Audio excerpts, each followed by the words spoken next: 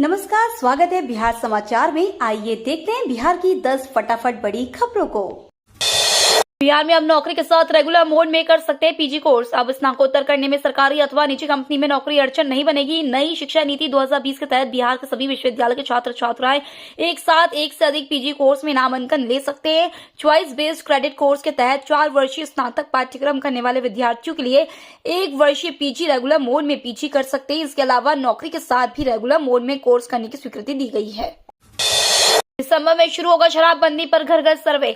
बिहार में जाति गणना की तर्ज पर शराबबंदी को लेकर भी घर घर सर्वेक्षण होगा। मुख्यमंत्री नीतीश कुमार के द्वारा रविवार को इसकी घोषणा के बाद निषेध उत्पाद और पंजीकरण विभाग तैयारी में जुट गई है। माना जा रहा है कि दिसंबर के मध्य में यह सर्वेक्षण राज्य भर में शुरू हो जाएगा। आज से शुरू होगा राजगीर महोत्सव, नीतीश कुमार करेंगे उद्घाटन।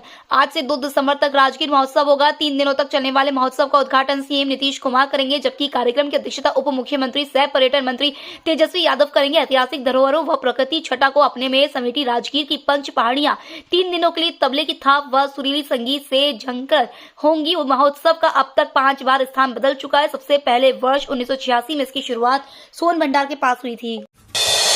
पोल्ट्री फार्म के लिए नई गाइडलाइन, सड़क से दूरी और सर्टिफिकेट जरूरी। मुर्गी पालन करने जा रहे हैं तो आपको नया नियम जानना बेहद जरूरी है। मुर्गी पालन के 125 मीटर की परिधि में आबादी नहीं होनी चाहिए। बिहार राज्य प्रदूषण नियंत्रण परिषद की गाइडलाइन के अनुसार किसी आवासीय क्षेत्र से कम 500 मीटर की दूरी पर कोई पोल्ट्री फार्म नहीं होगा। इसके अलावा एनएच से 100 और एच से 50 मीटर की दूरी अनिवार्य है। बिहार में शिक्षकों को भारी पड़ेगी नेतागिरी। शिक्षा विभाग ने जारी किया ये फरमान। नेतागिरी और संगठन बनाने वाले शिक्षकों पर अब शिक्षा विभाग ने शिकंजा कसना शुरू कर दिया है।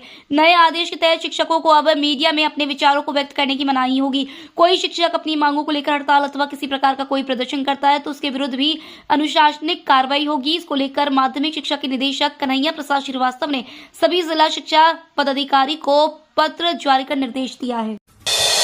सरकार को राष्ट्रीय बाल अधिकार संरक्षण आयोग ने भेजा नोटिस, मांगा जवाब। बिहार में सरकारी स्कूल की छुट्टी कैलेंडर पर विवाद थमने का नाम नहीं ले रहा है। जहां विपक्षी दलों ने नीतीश सरकार पर तुष्टीकरण का आरोप लगाया, वहीं राष्ट्रीय बाल अधिकार संरक्षण आयोग ने नोटिस भेजकर बिहार सरकार की मुश्किलें बढ़ा दी हैं। बाल अधिकार संरक्षण आयोग ने धर्म के आधार पर स्कूल की छुट्टी में भेदभाव को लेकर नोटिस भेजा है।